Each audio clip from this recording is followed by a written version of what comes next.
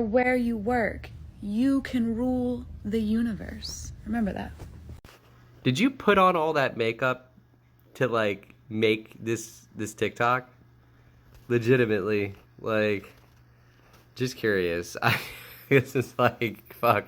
Seems like it's a lot to just like make a random sort of spirituality rant. And honestly, you just come off sort of being ignorant. I'm sorry to say it that way, but like, you don't know much about spirituality. So like, why are you talking about it?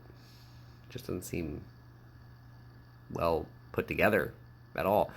Um, yeah, it's like, the whole theme of Jesus's life was being sort of coming from humble beginnings. He was born in a fucking cave instead of in some kind of like, he's supposed to be the king of kings, and he was born in a cave around a bunch of like animals and shit.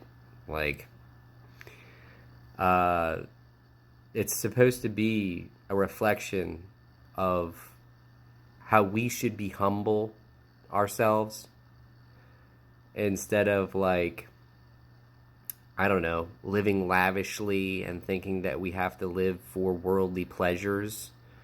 That's kind of the theme of just about every religion. And like you were saying, there is a tether. I actually agree with you that there is a tether for all of the religions. But it has nothing to do with the prophets, and it has nothing to do with the individual personages that populate them.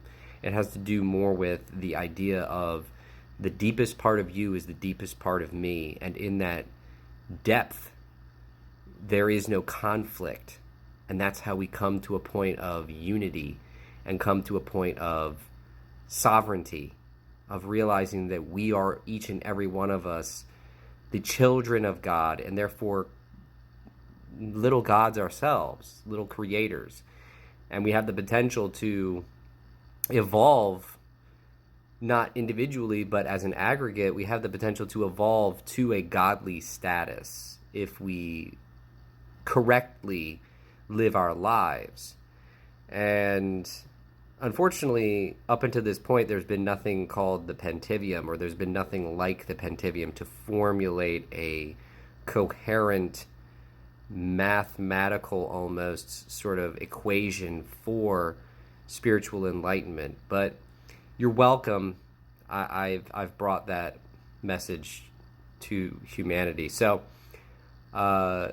anyway, love and appreciation. We are oneself. Peace.